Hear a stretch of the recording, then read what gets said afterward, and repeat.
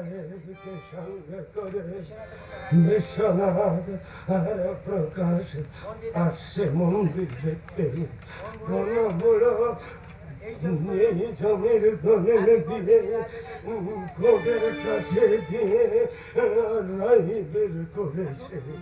আসুন এসে দেখুন এই পাগল তাদের পিছনে আছে কিনা। ওরে ওরে অবুঝের দাম, তারা যে আমার জন্ম জীবন দিতে চলেছিলি, ওরে আমি কি তোদের ছেড়ে থাকতে পারি রে? যে ভক্ত আমার মন প্রাণ উজাড় করে আমায় ডাকে, আমি তার সকল দুঃখের বোঝা আর মাথায় করে আমি বয়ে নিয়ে চলি। ওই তো ওরা ওই মন্দিরের দিকে আসছে। যাই আমি আমার মূর্তির সঙ্গে মিশে যাই।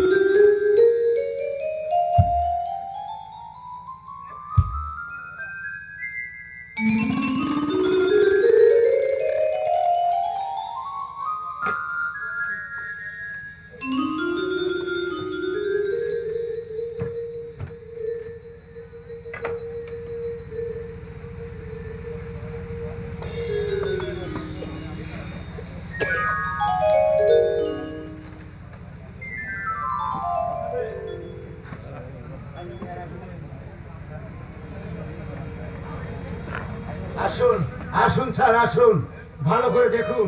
এখানে এখানে অনেক মূর্তি আছে, আপনি ঘুরে ঘুরে দেখুন।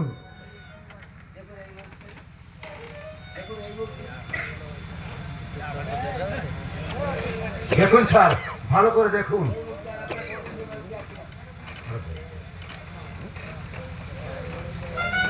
দেখুন তো স্যার, এই মূর্তিটা আর আপনার কোর্টের সেই মানুষটা এক কিনা একটু ভালো করে দেখুন। হ্যাঁ, এই তো সেই কোণের লোকটি প্রকাশ। আর এই মূর্তি একই রকম। কি হয়েছে স্যার? অবাক বিস্ময় কি দেখছেন? আচ্ছা, এই মূর্তিটা কার? এই হচ্ছে সেই গণেশ পাগল। এই লোক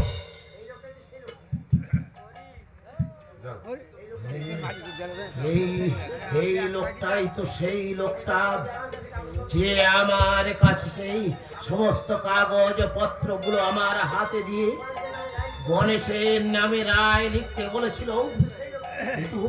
এ তো সেই লোকটা। কি বলছেন স্যার? হ্যাঁ, আমি ঠিকই বলছি প্রকাশ বাবু। আচ্ছা, এনে কোথায় থাকেন? বাংলা 1365 সাল ফাল্গুনী পূর্ণিমার দিন ইহলোকের কাজকর্ম ত্যাগ করে উনি স্বর্গলোকে প্রস্থান করেছে।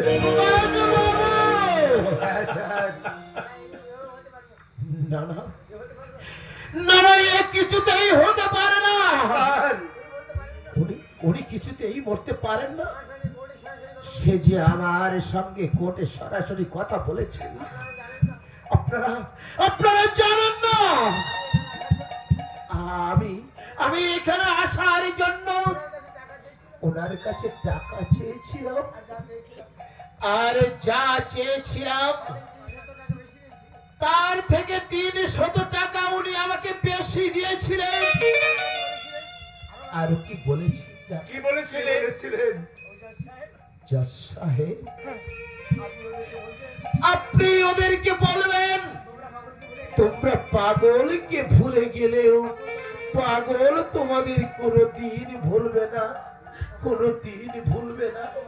ওগো বাবা পাগল,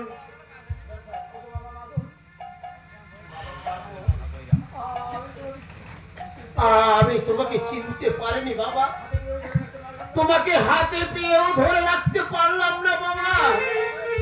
জাজ সাহেব, আপনি মহাভাগ্যবান, তাই তো পাগল আপনার সাথে সরাসরি দেখা করেছে। আপনার মানব জনম ধন্য।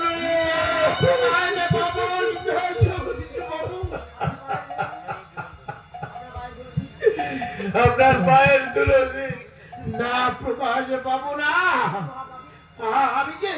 আমি যে মহাপাপী স্যার। তা না হলে এমন মহাপুরুষকে কাছে পেয়েও আমি চিনতে পারলাম না।